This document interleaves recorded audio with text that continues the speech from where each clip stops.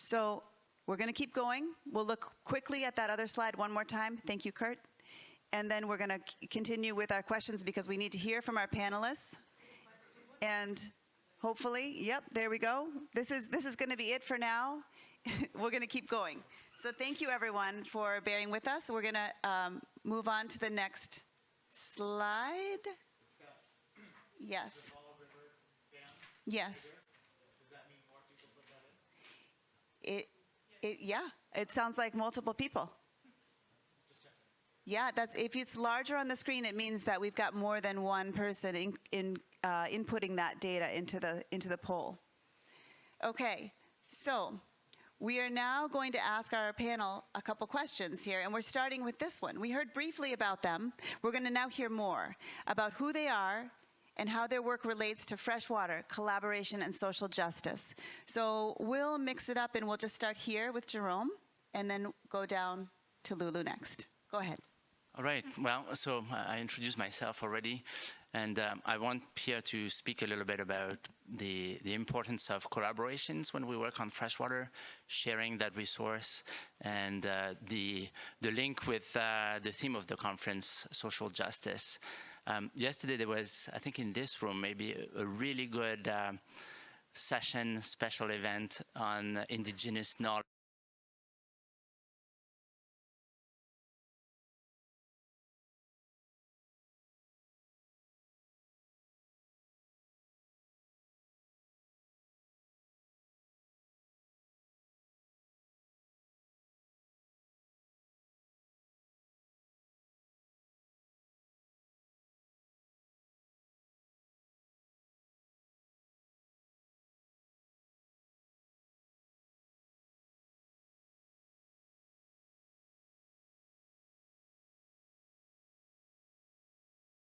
The source of drinking water for millions of people, but also the problems are shared. We know that an area that creates pollution is going to create problems to many communities downstream. If we think about the 5 Laurentian Great Lakes, they are all connected.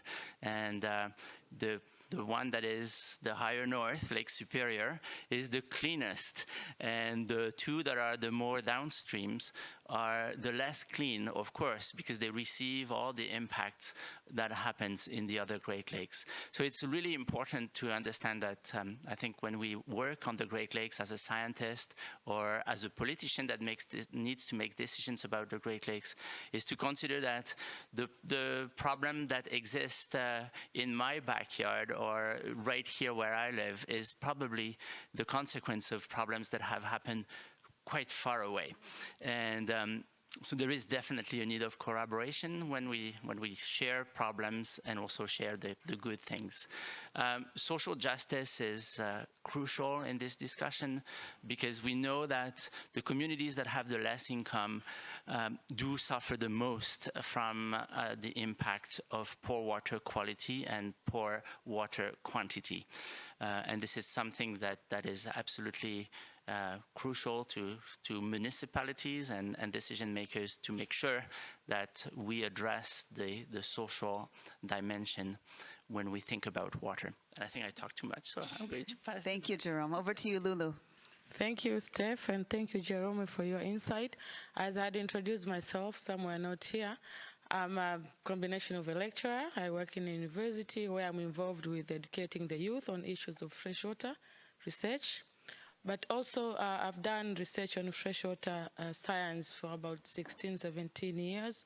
And over that time, my initial focus is on seeing how I become better as a scientist. But over time, I realized you cannot become better as a scientist if you cannot communicate your findings and make them progressive to making change to the society and solving the problems within our societies. But also, living in Tanzania, a country that is enriched in terms of fresh water for rivers and lakes, but still seeing challenges to some of the key basic needs, particularly water for drinking and sanitation, now brought the aspect of how do we bring social justice to this matter. And I think that's how this session is relevant to me. Thank you.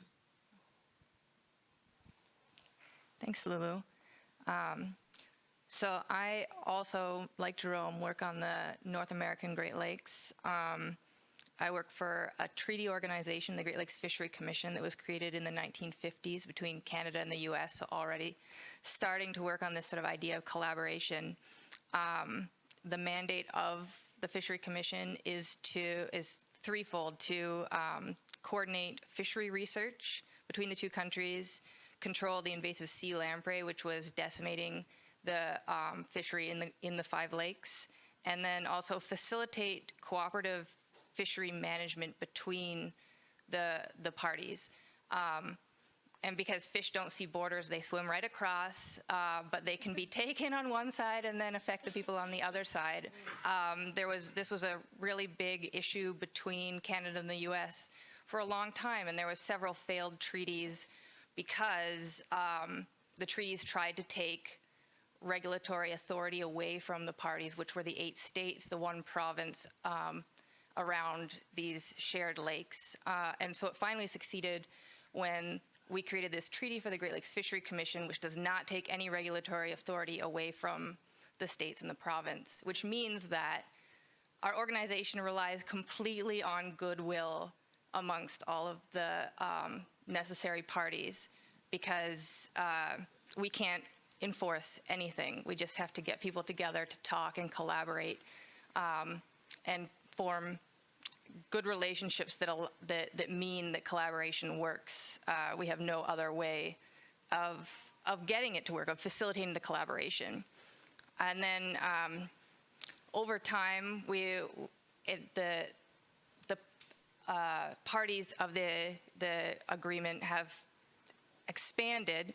So we now have 2 federal governments, 8 states, 1 province, and then numerous tribal and First Nations who are all involved in this co-management across borders and across jurisdictions, which is where social justice comes into play, because we have a lot of people who are relying on this shared resource and a lot of people who have different levels of power, especially historically. The power with the indigenous groups has been a real problem, as Jerome touched on, and it's now really a hot topic, an emerging issue, especially in Canada. I specifically work within the science directorate within the Fishery Commission, where we have several streams of research funding that goes out to different groups within the Great Lakes Basin. 2 of these are traditional funding sources, which fund research on fisheries, health, and anything from water quality up into the social, economic dimensions, human dimensions of the fishery. We also have a science transfer program, which is a newly emerging program that we're developing that connects managers with the researchers to try and co-develop information exchange between the scientists and the policymakers, but in a way where it's not a one-way transfer of knowledge from scientists telling the managers what science has happened, but rather the managers also telling the scientists how they want to receive information and what information they do need. So my work at the Fishery Commission really revolves around collaboration, because we have to have the goodwill of everyone, but also because these problems are so complex, both in the information needed and the interactions between all the different issues, and then also just the huge scale of these lakes.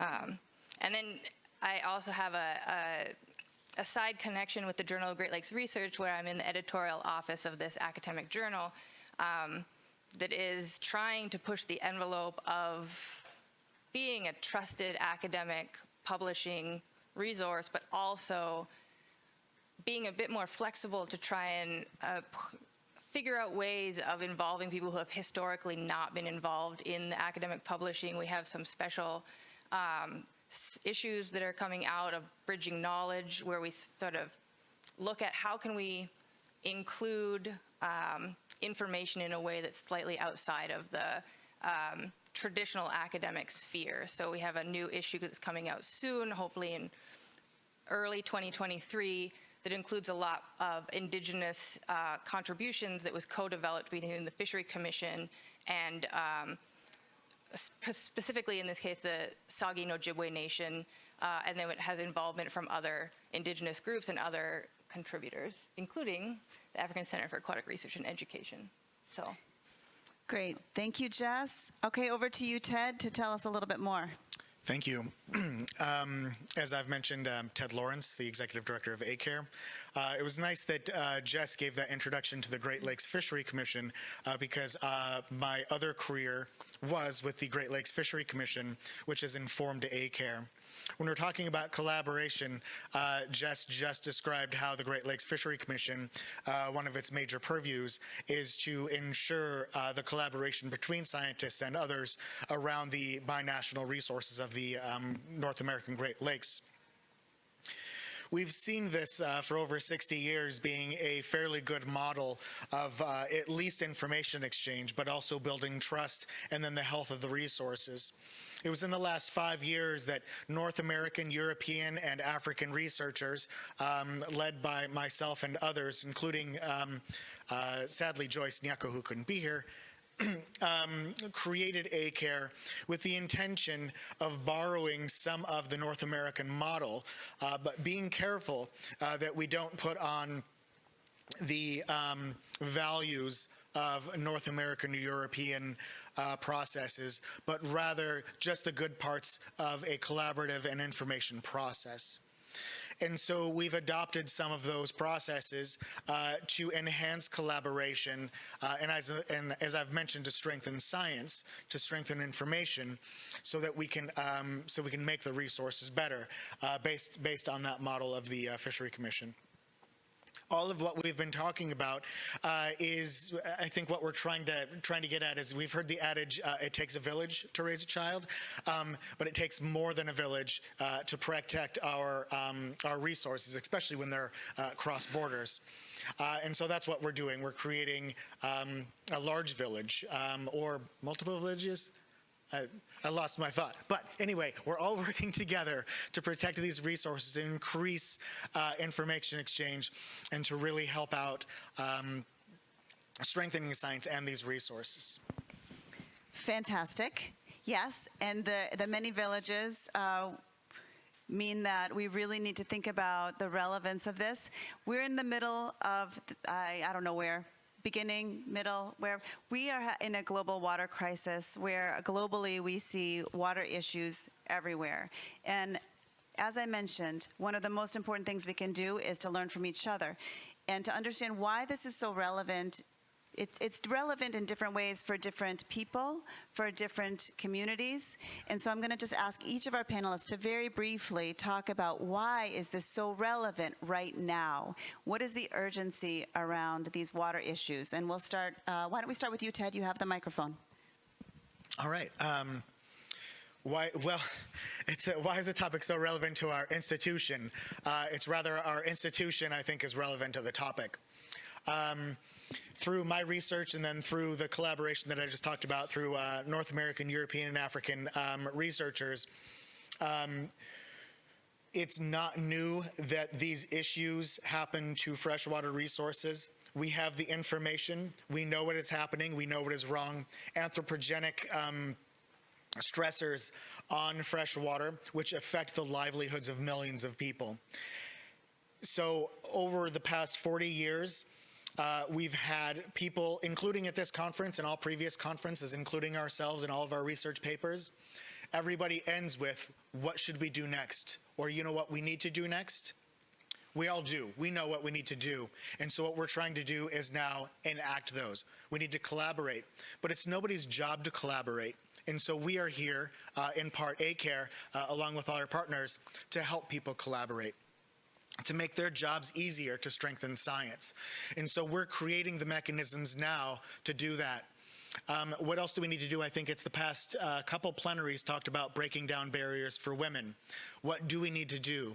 Well, we already know what we need to do. We need to break down the barriers. So we created an African Women in Science program to train and enhance the opportunities for women. And so these topics are relevant to our institution, and we're creating these processes to address those topics. Thank you, Ted. Let's hear from Jess.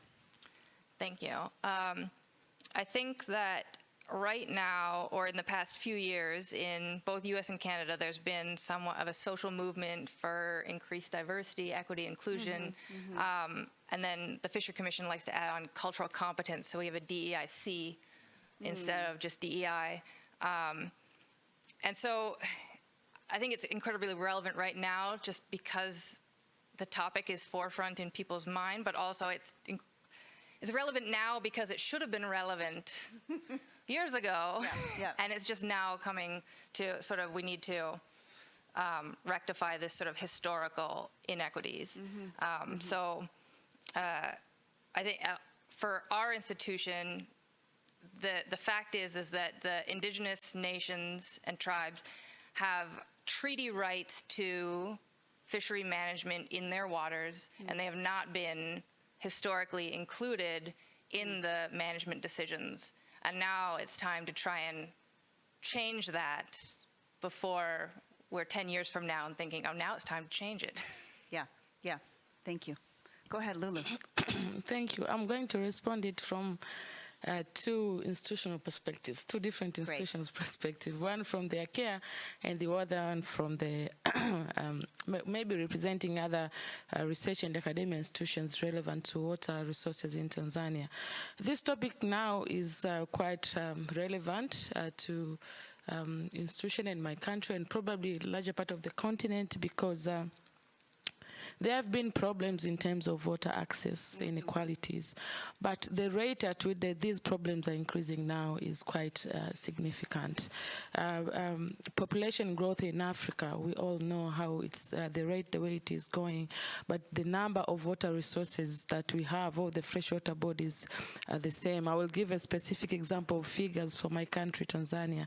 When we got our independence 60 years ago, we had a population of around 10 million people, and with the same resources of water and some infrastructure development. But with minimal advancement of infrastructure development, now we are talking of a population of about 60 million people. Now we can see the magnitude of about 50 million people change, and there's no significant action in terms of infrastructure to ensure that all these people are having water, access to water for both basic needs like drinking, but also sanitation. But also increasing issues of urbanization and environmental degradation are making the matters even worse within the continent. And the continent is in the growth phase in terms of development. We need to construct, we need to put infrastructure, but most of these are put at the expense of freshwater resources and groundwater resources at some point. So I think it's high on the topic, but it's also more relevant that we make sure that it is understood the extent of inequality in terms of water as a resources within the world. The way we talk of inequality in Africa and the way we talk of inequality in other parts of the world is quite different, with 50% of the people in Africa not having access to water.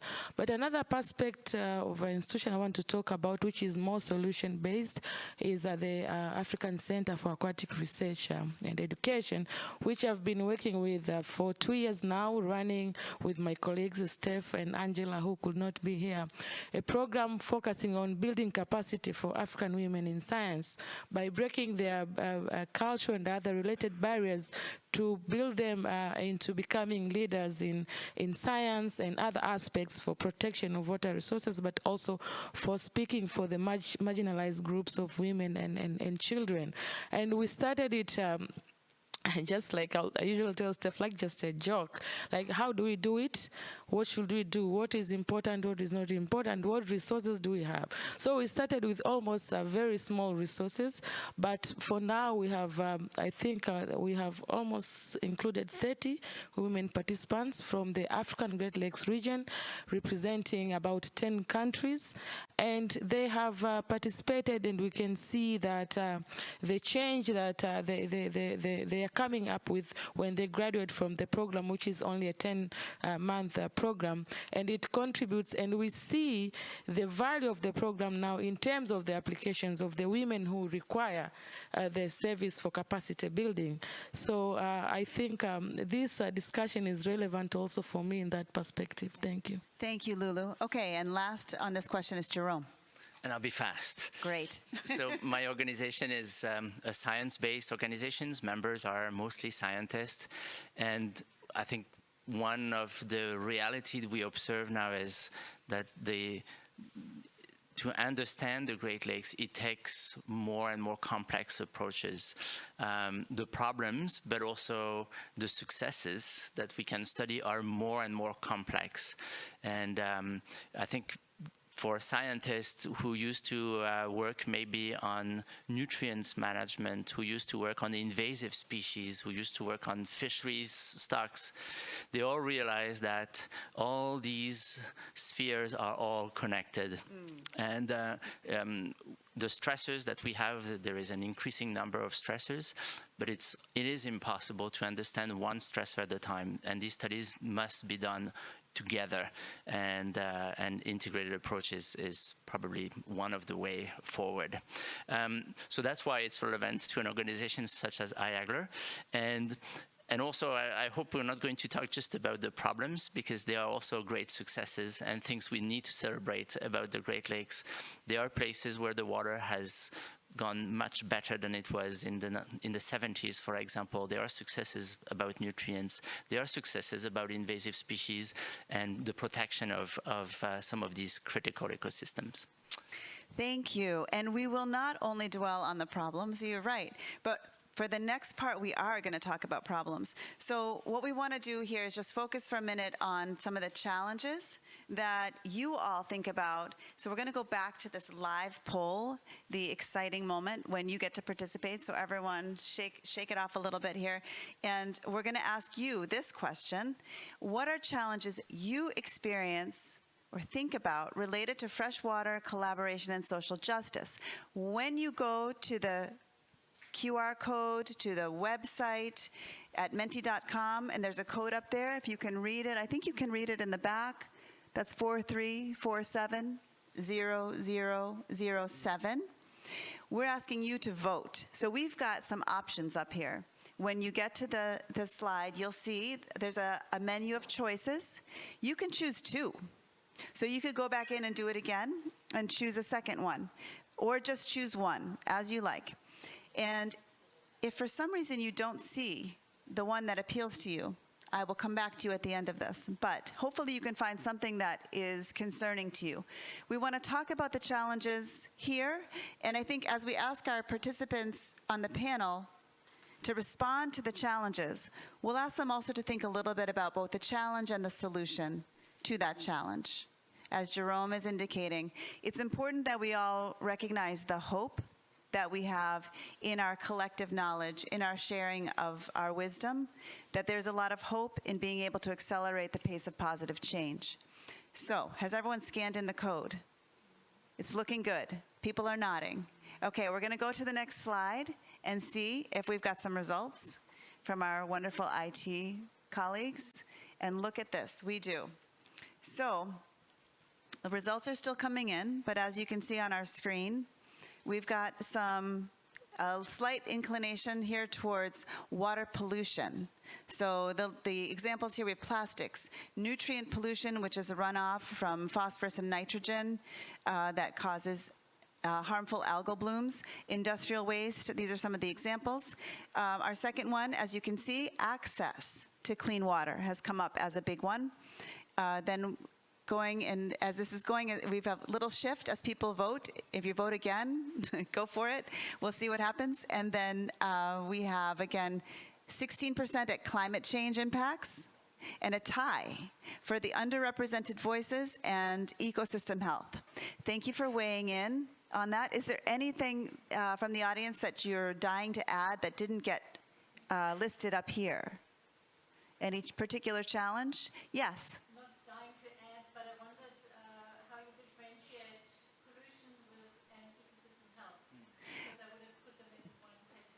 Great. That's a great question. And I'm going to actually I think, if it's okay, let one of our panelists answer that. I know that we've got an ecosystem health voice on the panel here, and we'll get that answered right here. Thank you. May I turn it over to the panel to choose one? And Jess, would you like to start with the question? Great, thank you. You might have more audience members to it.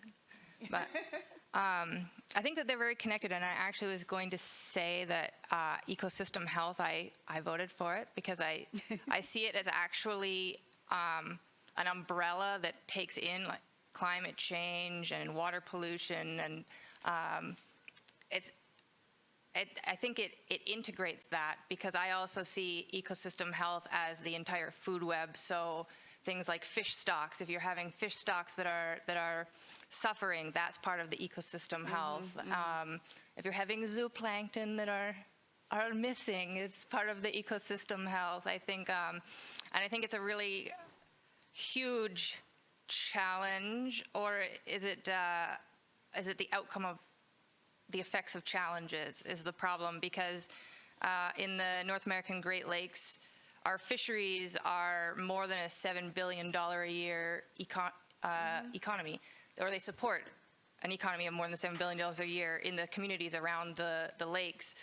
But the ecosystem health is such an invisible thing to someone who's sitting on a lake that you can't see across. How do you know whether the fisheries are healthy, and how do you know whether you can drink this water? So out of sight, out of mind, I think that this challenge is something that people just don't think about often. Great, thank you. And then Ted, do you want to respond to one of these challenges? No. I know you do. I was going to just support what Jess was saying about the ecosystem health, because, for example, on Lake Victoria, the fisheries themselves are very critical, and we have overfishing, and so that's where the ecosystem health might come in and differentiate from water pollution. However, the water pollution is quite bad.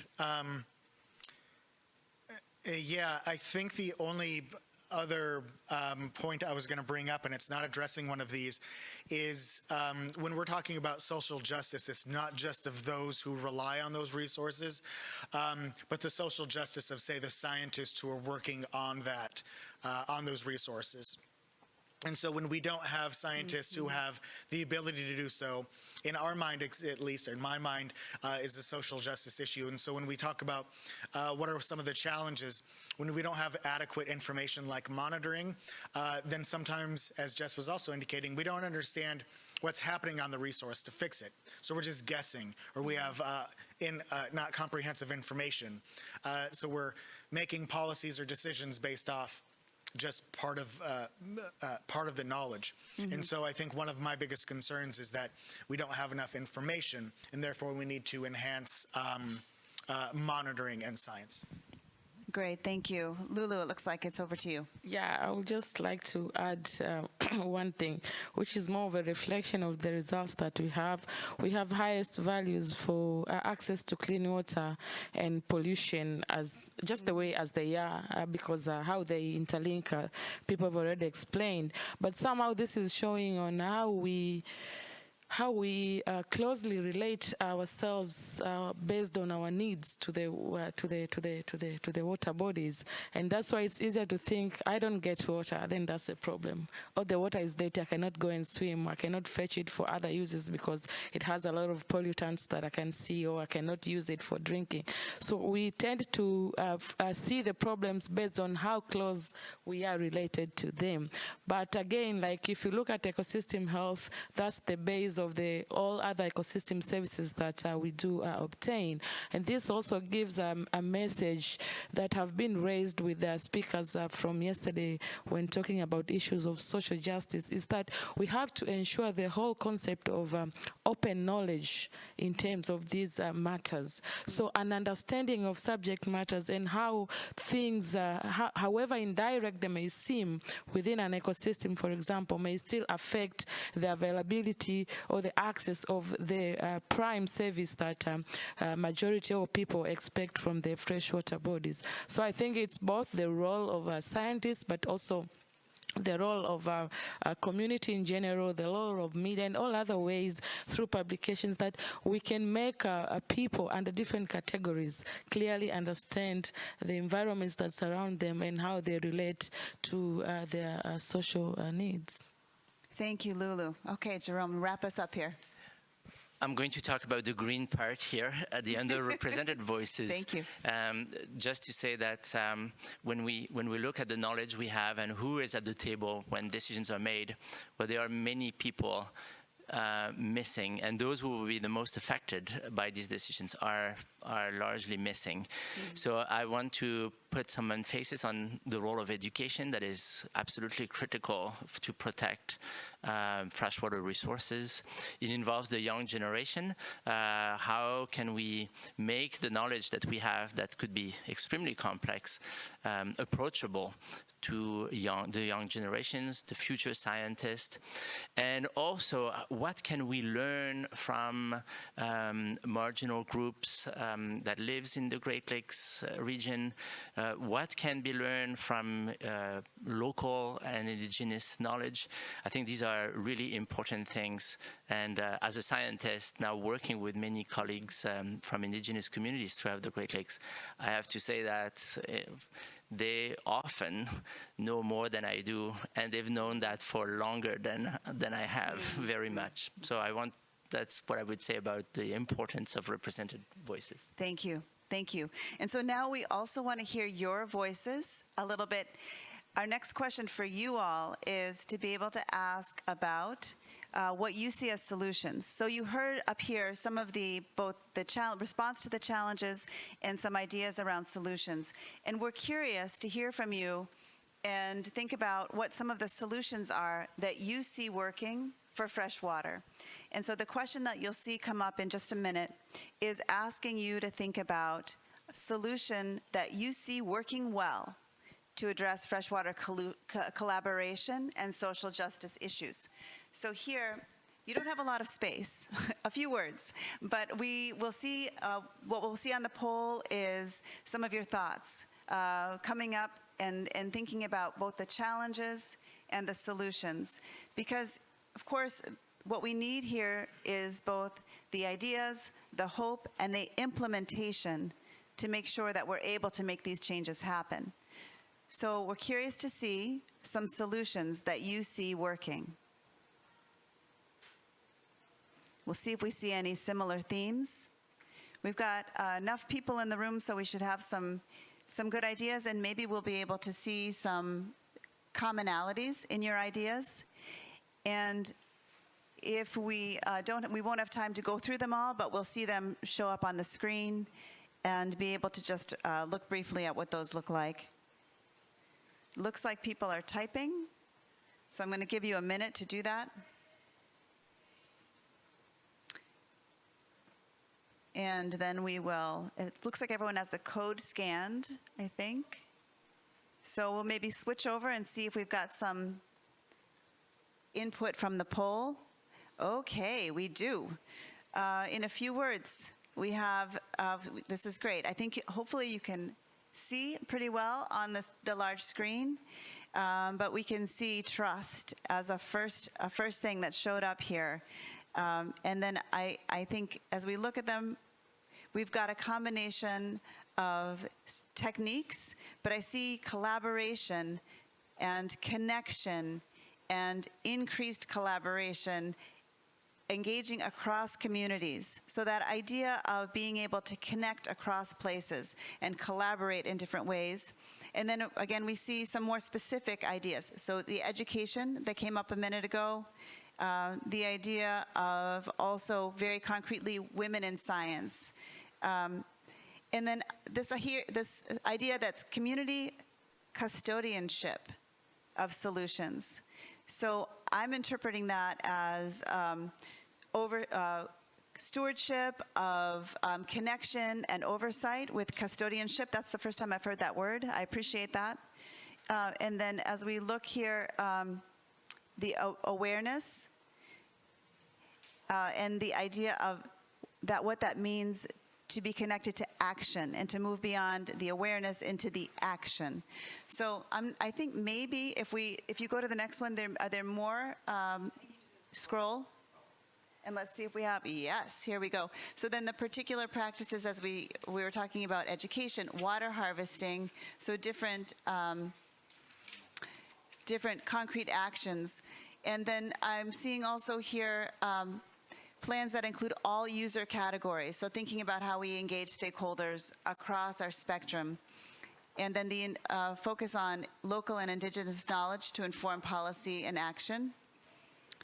Could you keep scrolling so we can see a couple more? Okay, this is great. So more, you can see some common themes coming up here about education.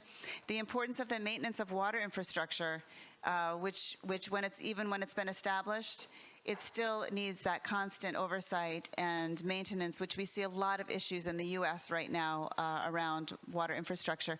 I'm wondering if anyone on the panel would like to comment on any of the solutions that we see coming through from the audience. Well, shall we continue to the next question then? Anybody had any what?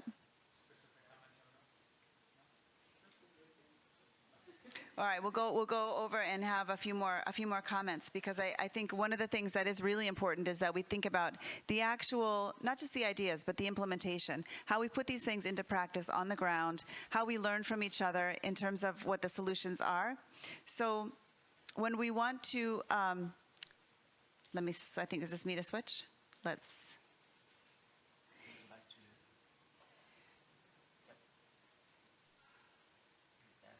Yes. Okay. So in terms of the solutions that you all just put up, we also want to reflect back to you some of the game changers, solutions, if you will, that we've been thinking about here. So I'm going to turn it back over to the panel to think about what we've seen from you all, and then to also think about what we have. And we're going to lead with Lulu on this question. Thank you, Steph, and thank you, everyone, for the solutions that we have put on the table. And that's bringing us to the question that, yeah, it's true. We know what is the problem, and sometimes we know what you're supposed to do. The question is, why are we not doing? Why are we not moving? So that, I think, is what brings our question. What should be done now to make that change that we all want to see? And I was looking at the responses that were given, and they will fall in a number of categories, which are all keen or are all important. But I will speak on a few of them, which were also part of my reflection. One of it is related to education. So these are challenges or problems that have been in our society for quite some time, and they are either increasing or improving in some places.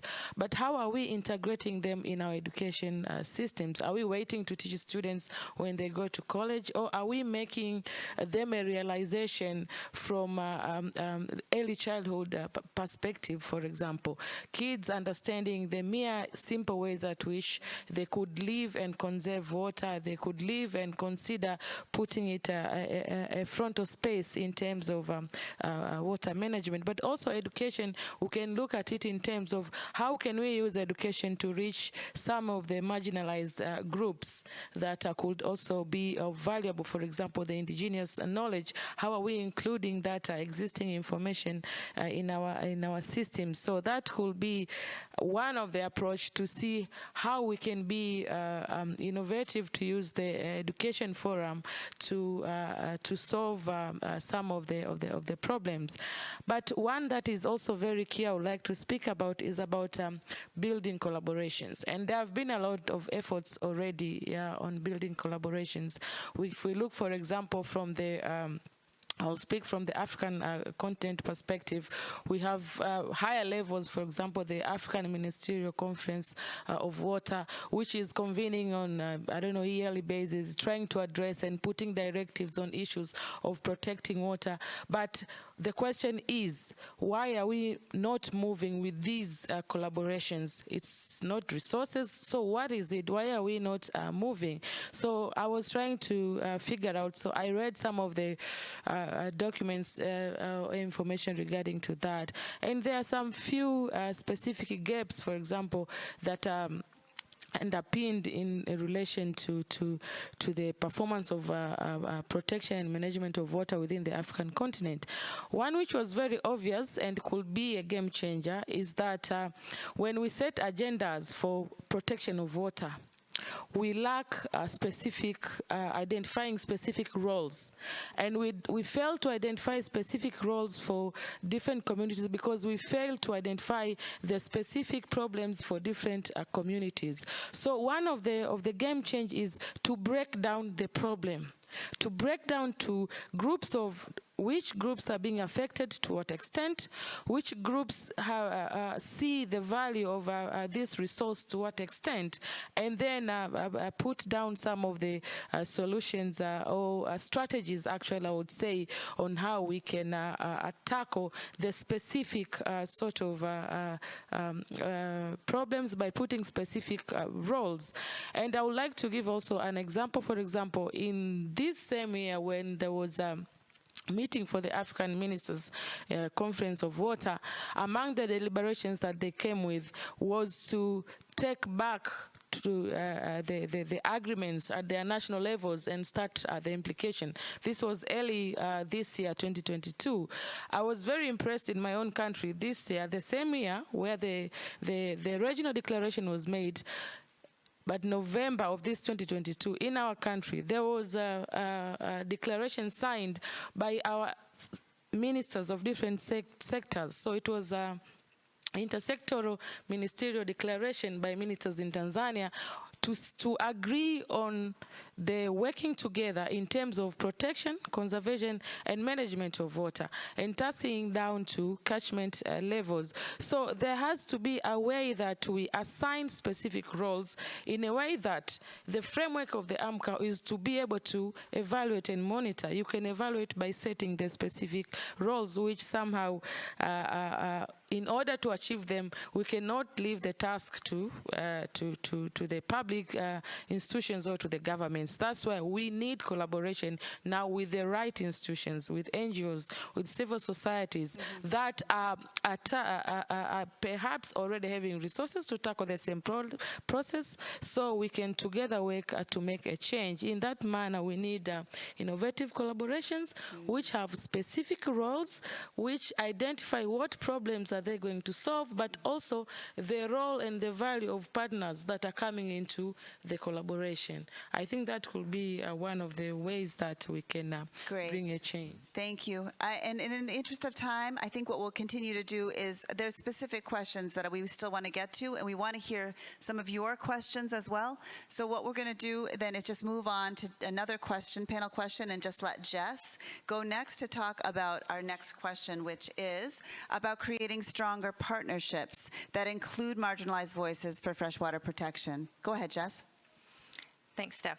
I think this was the question that I was going to build on with the challenge, because I saw partnerships and collaboration come up in that that poll. So I think that the most important component for for creating these stronger partnerships, but also maybe one of the most difficult, is to establish trust in the partnerships. And this is especially difficult with marginalized voices because there's usually a history of broken trust and power differentials. So I think that I'm going to use the example here of, again, indigenous groups and nations within the fishery management sphere and fishery research within the Great Lakes.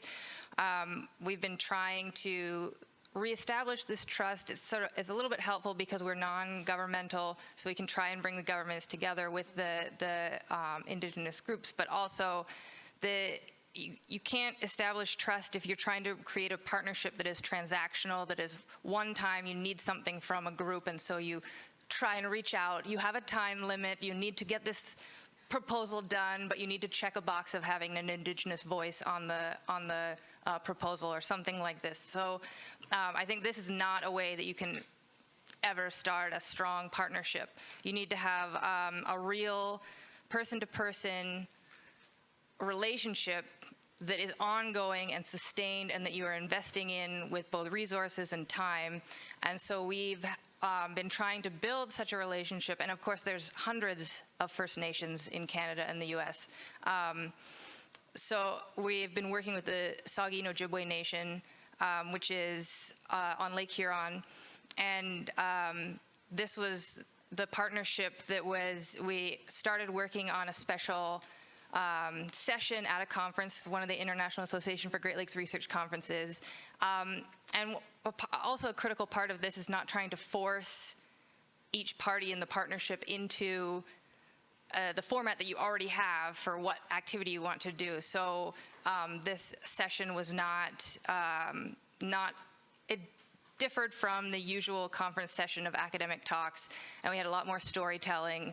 And then building on that, we then also created the special issue of the Journal of Great Lakes, where the academic articles, there's a mix of academic articles and storytelling and sort of different formats for how to convey this information.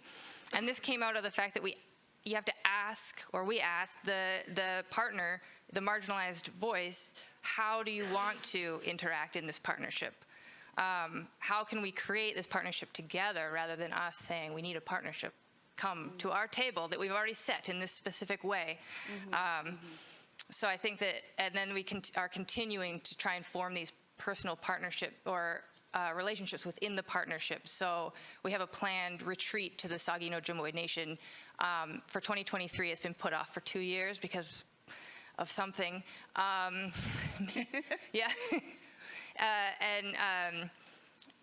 We will bring our research boards where we have researchers and managers who evaluate the research that we eventually fund, and they're going to come to this retreat, and we will both have meetings, but also meals, sharing meals with community members on the nation to create partner or relationships where people know each other as people, and then they're more likely to want to work together because they trust each other. But it's a long-term thing. Yes, right? So moving at the pace of trust. Really appreciate that, Jess. Thank you. And we're going to move over to Ted and talking about another focused question that may build on some of the same elements here, humanizing what we're doing, building long-term processes that address environmental issues while also addressing social justice and equity issues. Ted. Yes, thank you. It's kind of a loaded question as we've been doing this. And this does build off of what Jess and Lulu were just talking about. I'm not going to get into the history of approaches in Eastern Africa and the both just politically, but also scientifically.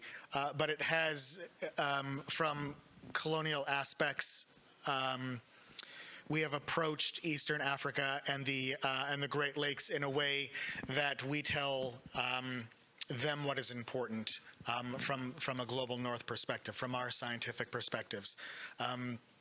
And this is kind of inculcated still into the processes. So going back to Lulu and Jess, who comes to the table and how do we create systems? It's odd that I'm saying this as a North American. I fully realize this. But what we need to do is empower our colleagues on the ground and create a long-term process by which they tell others what resources and what research needs to take place on the African Great Lakes instead of the other way around. This has many pieces to it, but the way it takes place now is we have, if some of you might be familiar with parachute science, by which people parachute into Africa, do some science and then leave, taking them with resources, data, etc. We need to change this. I call it bungee jumping, because parachute, you land. Bungee jump, you go in and pop back out. So we need to cut the cord. and make it so this information is also project-based, right? You come in, I have $2,000 in 3 years, and what I come out with is I've bought some fuel for some of the African boats. I might have included some of my African colleagues. I have a bunch of data, and then I leave. That data could be compared to other data that's taken place, but it might not. It could be apples to oranges. Also, it's disparate. So I have data from May of 1995, and then somebody did a similar study in 2005. What happened between there? No one knows. We're just guessing. So we need to change this entire process, a long-term process by which our colleagues on the ground create a process which we're also trying to initiate. So it's long-term, it's funded, and we're getting comprehensive time series data that our researchers on the ground in Africa are collecting, using, and have ownership of, so that we have the ability to know the resource, know what further needs to take place, and bring those who have maybe more resources, both financial and research oriented, into the African Great Lakes to create more collaborations on research, better data, and then, of course, make that data available. So we need to break down many of the walls that prevent information getting to our researchers on the ground. Great, thank you. And we're going to move over to a last question for Jerome, and then we're going to ask you what questions you might have for us so that we can wrap up. And we will have a final poll, so be ready for the final poll. But this question is for Jerome. What are meaningful ways to share knowledge that lead to sustained policies with positive outcomes? Another loaded question. And yeah, what does it mean to have meaningful ways of doing things? You tell us. So, well, maybe I'll start with the end of this question: positive outcomes, and what does it mean to make good decisions? And with the work that we see that good policies, good decisions are those who are done in a meaningful ways. There are these decisions that are lasting, meaningful, and accepted. And for that, it takes a village or several villages to achieve. So this question is about knowledge. So I think it is critical to recognize that science, the Western science alone is not going to answer all the questions that we have.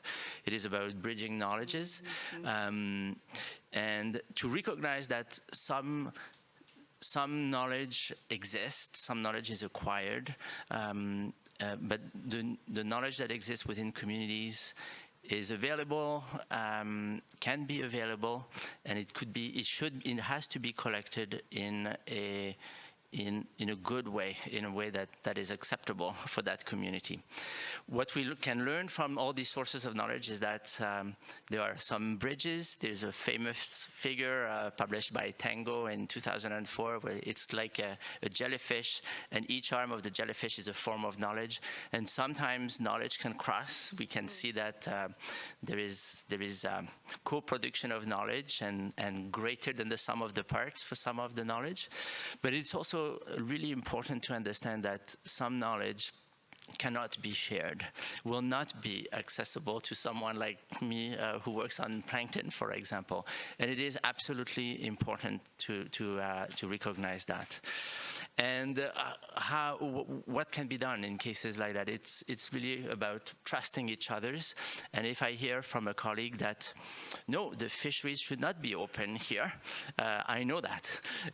I may not know exactly why that person can say that, but I have to trust that this is correct.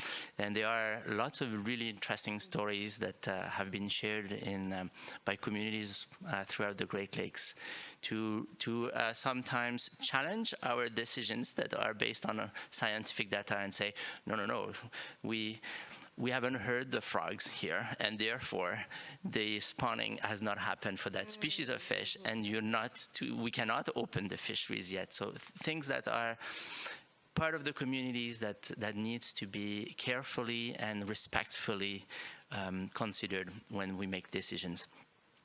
So it is really about trust, and so meaningful ways start with trusting each other's and considering that some knowledge can be shared and others will never be shared. Thank you, Jerome. So we would really like to hear from you. And in terms of any questions you might have for us, comments that you might have about things that have been shared here today, things that you might want to build upon with your comments. So what do we have out there in the audience? Questions, comments? Okay, great. Okay, I think we're small enough that we can probably hear you from where you are. If not, we can get a microphone to you. No? Sorry? No. All right. Okay. So I'm going to. Great. We have to do this way. It's going to be great and perfect. We'll go right here, and then we'll come up in front of you. Yeah, go ahead. I just saw the title and I just came here because I also am a freshwater scientist. But I've been working in the context of South Africa in like the Olifants River catchment, and it's very different. From you guys have lakes, must be nice. We don't have lakes, so our water systems based on catchments and dams are built on the rivers, and historically dam water was always allocated for farming and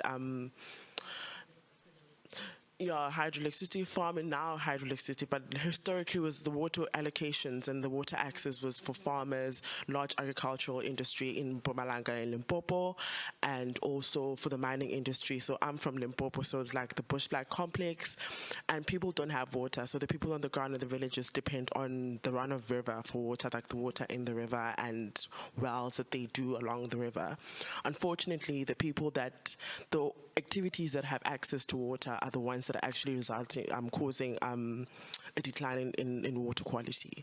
So the mines are polluting the water that the people have to drink, and the farms are doing the same thing, and some of the rivers are not running. So the work that I'm doing is also around community work. I'm bringing collaboration around ecosystem restoration and all these other beautiful things that we want to implement to improve water security in my landscape. However, as you said, I think the lady here just mentioned like collaboration where people have been extremely excluded and they have been disadvantaged by that. And the same people that they need to be sitting in a room with talking about water management and water plans are the same people that put them in a situation where they've lost livestock, children. Droughts have been very, very, very detrimental to their livelihoods. And the consequences of the exclusion that has happened historically is very severe. And have you guys had that kind of experience and have no trust in being part of the community? When the community doesn't even want you, like, what are you doing here? You know, kind of vibes. Do you think it's possible that communities in their own accord, in situations where the relationship is like it's not good, to build themselves and also get support, not necessarily having to collaborate with people that they have completely conflicting interests with? Yeah, I mean, have you guys experienced that? Yes, we have some answers here probably, or at least some comments if we can't solve the problem here. Yeah, I would just say, based on what we lived in Canada and the United States, that these things take a lot of time to make sure the collaboration is being built, and it starts with small things probably, and then when the trust is built, then engagement happens. But I am part of a project that works with communities, indigenous communities in the Great Lakes, and we are able to have really good discussions now. And the community members were saying that 10 years ago, we would have never allowed you to come in our community to talk to us. So it is really important that there are these steps, and we need to work at it for a long time to make sure that we see each other's and say, yes, we understand each other's and we can work together. So time is, I think, critical. I don't think I have any solution, except I just, the perspective I think that we're all sharing here is from the side of power, where the side of power has decided that they want to establish a relationship, and I don't know how to work from the other side where the powerful party does not or is not interested, and the communities are still trying to work without the possibility of good faith interactions from the other side. So I think that's difficult. And I think that for a long time, the communities in Canada and the US were not working from good faith, and we're now riding this wave of larger society seeing these inequities and finally getting the governments to sort of respond. So I'm sorry. And just quickly, it's from a North American perspective, but natural resource conflict management superheroes, Julia Wondalek and Stephen Yaffe, and I can give you those names again afterwards, have written extensively on this from the community level in industry. So there is some political nature in there, but some very good material to consider.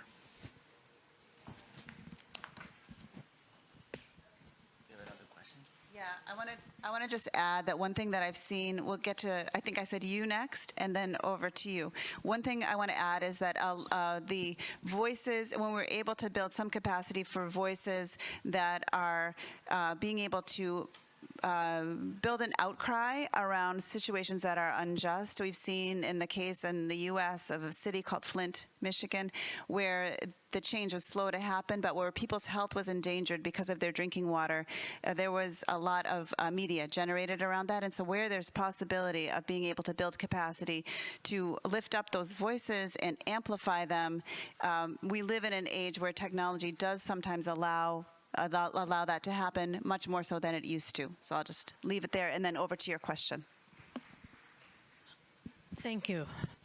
I haven't seen the issue of water and diseases come up here because in Africa, any water body, freshwater body, will attract people to come and use, and that would start to create diseases like bilharzia, schistosomiasis, and then people who go there, first of all, because they lack the facilities for latrines and so on, so they urinate and defecate in the water, and then bilharzia starts to build up, and it has always happened like this. Any water body will attract snails, snails will get infected, people come and use the water, and then they develop diseases.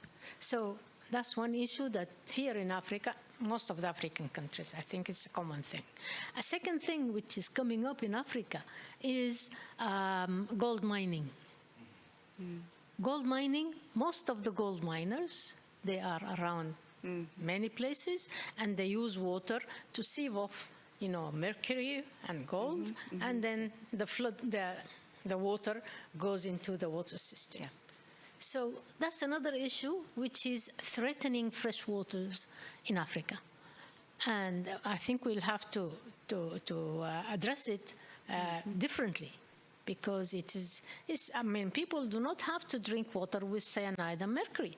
Why should they allow, the gold miners to come in? And most of the time, the gold miners are not from the same village around the water system. Yeah. So we have to think with a different mentality. How are we going to address these problems in Africa? Yeah, I appreciate your question. Yeah. Questions. Would anyone on the panel like to respond? Lulu? Not like really to respond, but I echo the problem that she has raised. And just to emphasize on what she says is when we talk of collaborations, we should look at them in different dimensions. Collaborations in terms of different stakeholders and what they can bring on the table, or what is their role, but also different stakeholders in terms of different disciplines to help and harmonize policies or actions. So the need for intersectoral, interdisciplinary approaches is also very important, because the line of water security issues in Africa, it's true, goes from drinking water, sanitation, and diseases. Yeah. We have just a couple minutes, so I want to say we're going to take one more question. I saw there are two right back here, actually. You who have the microphone, and then the woman behind you also, I think, maybe has a comment. So I'd love to hear briefly from both of you. I know, need to wrap up. I think can speak for the panel to say we could be here for a few more minutes if people want to continue some of this discussion. But we'll go first to the question with the woman closest to me in the black shirt. Thank you very much. Good morning, all. My name is Tiamo, and I am involved with social mitigation and social risk management in the water infrastructure sector. So I built the dams she was talking about. Just a quick question. The theme this morning seems to be centered around educating communities. It seems to be centered around collaboration and, in fact, getting the permission for us as scientists to enter the area and work with them. However, my question is, have you had any experience where we learned from them, where indigenous knowledge systems were used to manage the lakes or the large water bodies? Do you have instances or experiences where we as scientists did not enter and impart our knowledge, but we entered and listened to how they've been managing their water sources and enhanced on that? Thank you so much. Over to you. Over here. Yeah? Go ahead. Well, I can say, on taking the Canadian hat this time, that in Canada there are several projects on the table to create indigenous protected areas, and for those areas, the management and the decisions for these particular territories are led by the community. And so it is something that is new. There is a very large one north of Lake Superior, for example, a marine protected area that involves some of the local communities. But there are also now that new model that comes in, that the governance is transferred completely to the communities. We are at the beginning as well, so is it successful? I don't have examples for the Great Lakes. There is one place in Canada where it has been successful for many years, and it's on the west coast, the Haida Gwaii Island, which is completely governed by the Haida Nation, and it has been extremely successful in doing so.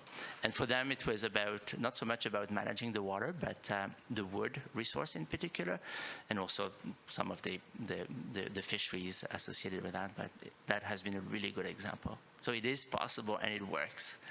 Yeah.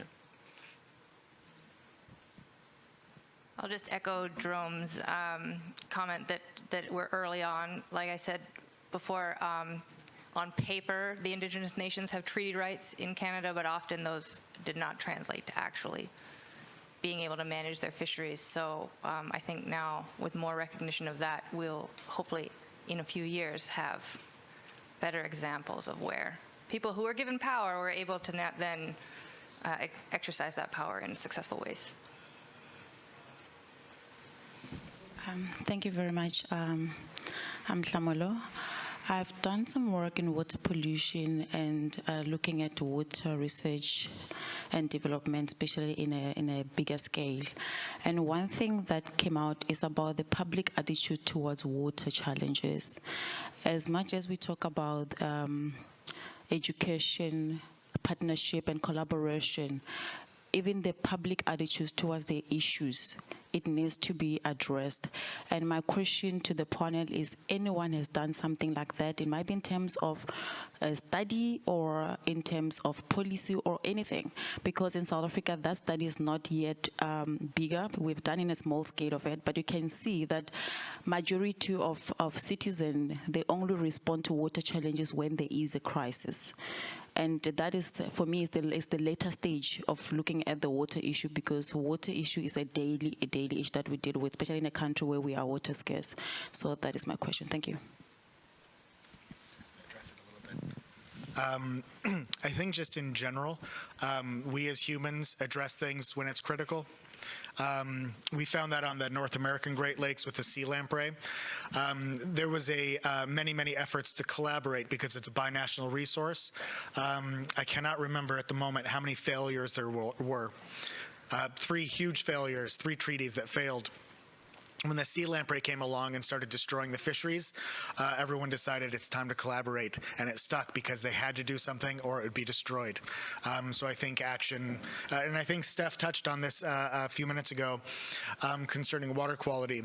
If you have the ability to make something or to have it realized as a big issue and a human health issue, then people will act more. But if it's just an emerging issue, that's where we do have problems, yeah. Okay, thank you, Ted, for the addition. But that's a good question, and that's why with all the good issues in terms of solution we put, if we don't have a wider society engagement, we will end up failing somewhere in terms of ownership or something like that. But that, to me, brings the aspect of access to knowledge, especially within the continent. There are still people who will not accept that water is not a finite resource and will not understand why should we pay for water. It's a godly given. So in terms of taking down the knowledge to the level at which the people who have almost very little understanding of these issues do understand, that's when they can actually begin to feel concerned and see the role and also understand. So the water security campaigns, they still need to penetrate on some of the very basic information. I just want to add that in terms of being able to shift behavior, it starts with thinking about both the knowledge and then the attitude, and then actually being able to look at those shifts and measure that in some capacity. In some work that I've done as an educator, working with communities and thinking about how that happens integrated into schools, that we do actually see when it takes time. You can't just drop in and say, okay, here's the water cycle, here's how it works. It has to be a certain amount of time and exposure and hands-on implementation where we have people, it could be people of all ages engaged in doing projects, but where they are building up their stewardship and their investment and their connection to place, then we are able to see a shift in attitude, a shift then in behavior. So it takes a lot of investment in different ways to be able to work directly with our youth, with people of all ages to understand their concerns. But in the work that I've done as an educator, I do see that shift, that progress that's actually shifting mindsets, the hearts and the minds, and then being able to translate that into policy, because it's very cyclical in terms of you can pass policies, but then if you don't have a population that's understanding what's going on with the policies, then what happens? So it's very interconnected, and I would love to have more conversations about how we've seen that shift, especially with regard to actions where people can do something hands-on, like getting involved in a beach cleanup, where they collect data, they understand, they see how they can have solutions in their community, and they become more invested. So just to add a little bit there. We have to close out because we're over time. I am going to put up one last poll on our screen in case you are able to participate on your way out, because we would like to hear from you. And hopefully you've heard a little bit about what makes us hopeful, because we don't have time for more on that question. But our last poll is just to ask you what your takeaway is from this session. And again, we will stick around for a little while longer if anyone wants to have further conversations or exchange information.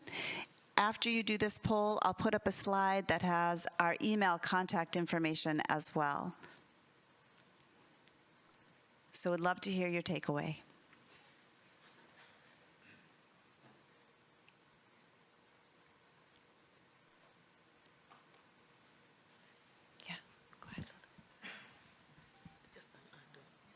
Okay, just an add-on, if you allow me, Madam Chair. The same response that you are writing on this poll, like what's your action to take away from this session?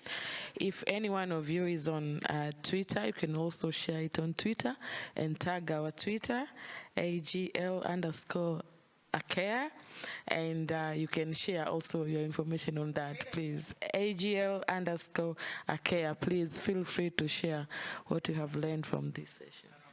We have this last slide. Yeah.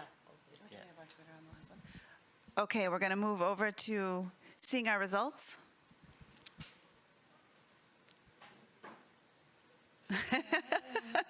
Thank you for that. There is hope.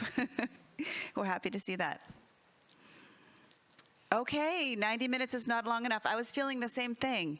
Yeah, thank you. Importance of collaboration, change is coming. Yeah, the rate of trust. Yes, thank you. Yeah, thank you. Water is life and it cannot be left unaddressed. Urgent responses are needed. Collaborate, collaborate, collaborate. Someone is reading our theme here. Thank you. There may be a few more if you scroll. No?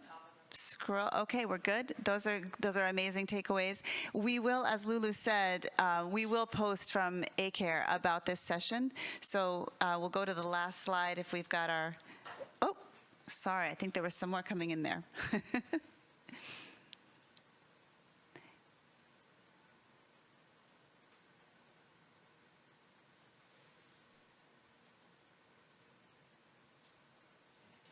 Okay, great.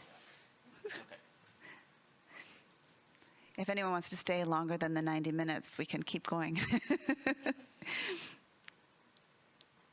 Okay, and then as we go, okay, yep, thank you. Oh, thanks you all for these wonderful comments.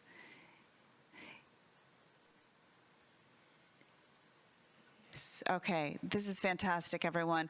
We will, certainly if you're able to follow us on Twitter, which, can you go to the slide presentation, and then we'll close out with our last contact info, and then be able to hopefully stay connected. We welcome any exchange of LinkedIn, cards, whatever you want to do to stay connected here. But I'm waiting to see if our last slide with our contact info can come up. Waiting. I'm sure it will be here. Thank you. I know it's challenging to move back and forth.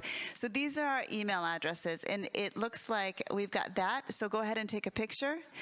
And then I'm going to go to the next one, which should have our Twitter as well. There you go.